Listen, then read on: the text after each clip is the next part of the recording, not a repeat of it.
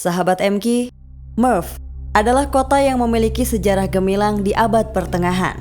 Kota ini membentang di wilayah Khurasan yang kini dikenal sebagai Turkmenistan atau Turkmenia, sebuah negeri yang bertetangga dengan Uzbekistan.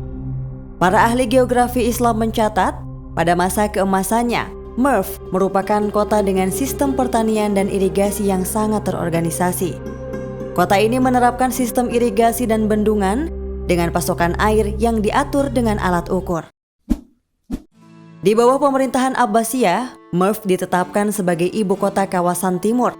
Kemakmuran Merv berlangsung pada abad ke-8 hingga ke-13. Ahli geografi Al-Muqaddas mengatakan, pada paruh kedua abad ke-10, kota ini sempat mengalami kehancuran. Kala itu, pinggiran kota hancur, begitu pula benteng pertahanan kota. Akan tetapi, pada abad berikutnya, di bawah Kesultanan Seljuk, benteng itu diperbaiki dan dibangun lebih besar. Pada abad ke-11, Merv dinobatkan sebagai pusat perekonomian dan perdagangan. Saat itu banyak sekali pasar, toko-toko pengrajin, penukaran uang, pembuat emas, penenun, tukang tembaga, hingga pengrajin tembikar. Kota ini juga punya banyak masjid, madrasah, dan bangunan-bangunan administrasi negara. Maka tak heran jika kota ini disebut sebagai pusat peradaban. Salah satu yang terkenal dari Merv adalah produk tekstilnya, sutra berkualitas tinggi, dan sekolah-sekolahnya yang unggul. Merv juga dianugerahi kekayaan sumber daya alam yang melimpah, sehingga membuat Merv menjadi salah satu penghasil kapas dan produk bahan mentah dengan tingkat ekspor yang bagus. Letak geografis Merv yang berada di antara Asia Barat dan Timur juga Cina membuat kegiatan perdagangan kota ini semakin maju, sehingga menyaingi bidang pertanian yang saat itu menjadi primadona. Yaqut Al-Hamawi, seorang ahli geografi terkemuka, menghabiskan 2 tahun hidupnya di Merv. Ia mengunjungi berbagai perpustakaan di sana. Ia pun mengatakan, pada tahun 1216 hingga 1218 terdapat 10 perpustakaan besar di kota Merv. Menurutnya, ada salah satu wilayah di Merv yang menjadi sumber bagi bahan-bahan kamus geografinya. Ia juga mengatakan kota itu memiliki 2 perpustakaan lain yang berada di 2 masjid besar yang mampu menampung sekitar 12.000 buku atau lebih. Ada juga perpustakaan Shoraf Al-Mulk yang menjadi salah satu komponen dengan Madrasah Nizam Al-Mulk. Perpustakaan yang lebih tua didirikan pada masa pemerintahan dinasti Samaniyah, yaitu Kesultanan Sunni Iran, pada tahun 819 hingga tahun 999. Sebagai pusat peradaban, Merv juga menjadi sumber ilmuwan-ilmuwan muslim yang mumpuni, seperti Ahmad bin Abdullah Al-Marwazi yang dikenal sebagai Habbas Al-Hasib. Ia adalah seorang astronom, ahli geografi, dan ahli matematika yang pertama kali menggambar rasio trigonometrik, sinus, kosinus, garis singgung, dan kototen. Habbas juga menjadi salah satu ilmuwan yang terlibat dalam pengamatan astronomi yang berhubungan dengan gerhana matahari.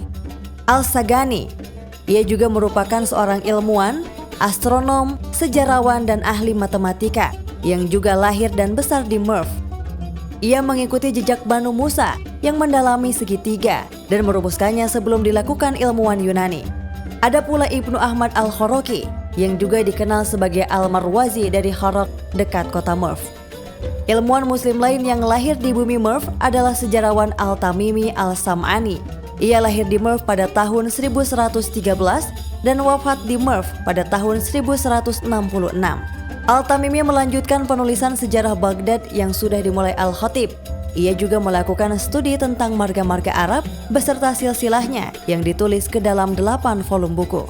Marga-marga dari orang-orang terkenal ia kumpulkan saat melakukan perjalanan. Kitab bernama An-Nasab mencakup marga Persia, Transoksiana atau Uzbekistan dan Kazakhstan, dan Asia Tengah. Kitab Al-Ansab yang kemudian lebih dikenal dengan sebutan The Lubab, kemudian dikompilasi oleh seorang sejarawan bernama Ibnu Al-Athir. Adapun ulama besar dari Merv adalah Abdurrahman Al-Khazini.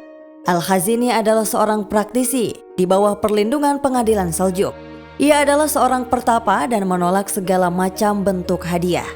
Hidupnya sangat bersahaja, cukup hanya dengan 3 dinar dalam setahun. Prestasinya dalam bidang astronomi meliputi deskripsi tentang pembangunan jam air yang dirancang untuk tujuan astronomi. Al-Hazini juga dikenal karena bukunya Kitab Mizan Al-Hikmah yang menjadi ensiklopedi rujukan fisika muslim. Ia juga menulis Kitab Mizan Al-Hikmah. Kitab ini menerangkan tentang keseimbangan hidrostatik, teori statika dan hidrostatik, serta topik lainnya.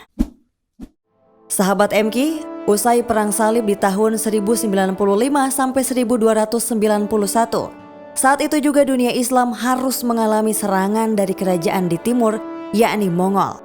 Pada 1220, Genghis Khan dan pasukannya menyerang wilayah kekuasaan Muslim.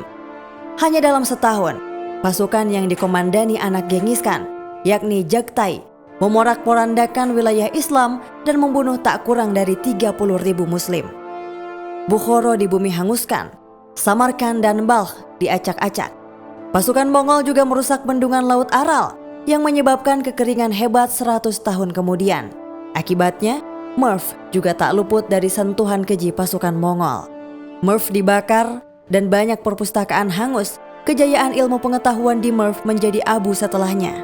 Masjid, fasilitas umum, dan makam Sultan Sanjar juga ditelan api. Sebanyak 1,3 juta orang kehilangan nyawa. Ibnu Al-Athir menuliskan serial penyerangan pasukan Mongol ini dalam catatannya. Ia menggambarkan betapa mengerikannya serangan yang dilakukan bangsa Mongol. Ketika Merv dikunjungi pada abad ke-14 oleh Ibnu Battuta, kehancuran itu masih terlihat sangat menyakitkan. Mustauli juga melihat bahwa sebagian besar kota masih dalam bentuk reruntuhan dan debu pasir berterbangan memedihkan mata. Hafiz Abru menambahkan, bangsa Mongol telah merobohkan semua bendungan dan tanggul besar yang dulu menjadi sumber kehidupan. Kini, sebagian Merv menjelma sebagai rawa-rawa gurun. Pembantaian yang menghancurkan Merv dan sejumlah kota lain seperti Bukhara, Samarkand, Nishapur, dan Baghdad merupakan titik terendah dalam sejarah Timur Tengah. Penderitaan dan keterpurukan itu bahkan terus berlanjut hingga berabad-abad kemudian.